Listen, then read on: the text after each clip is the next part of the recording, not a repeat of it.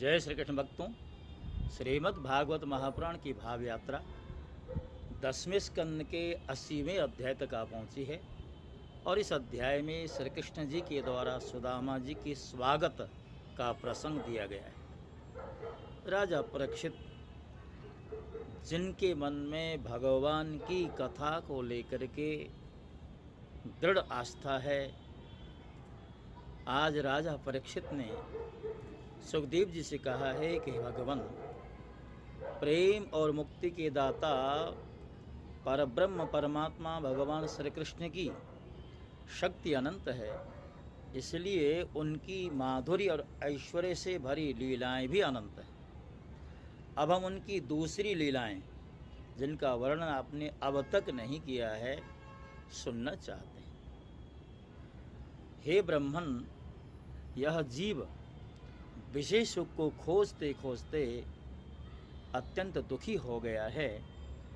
वे बाण की तरह इसके चित्त में चुभते रहते हैं। ऐसी स्थिति में ऐसा कौन सा रसिक अर्थात रस का विशेषज्ञ पुरुष होगा जो बार बार पवित्र कीर्ति भगवान श्री कृष्ण की मंगलमयी लीलाओं का श्रवण करके भी उससे विमुख होना चाहेगा, तृप्ति का अनुभव करेगा। जो वाणी भगवान के गुणों का गान करती हैं वही सच्ची वाणी है।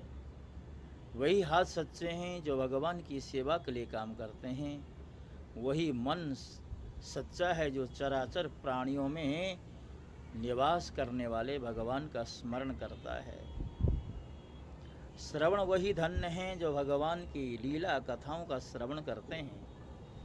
वही सिर है जो चराचर जगत को भगवान की अचल प्रतिमा समझकर नमस्कार करता है, और जो सर्वत्र भगवत विग्रह का दर्शन करते हैं वे ही नेत्र वास्तव में नेत्र हैं। शरीर के जो अंग भगवान और उनके भक्तों का चरणोदक सेवन करते हैं वे ही अंग वास्तव में अंग है।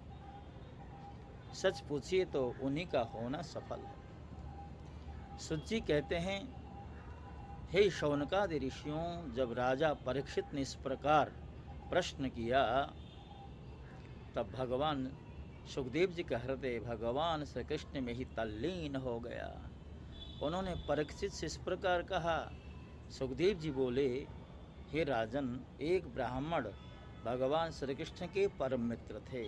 वे बड़े ब्रह्मज्ञानी, विषयों से विरक्त, शांत चित्त और जितेंद्रिय थे।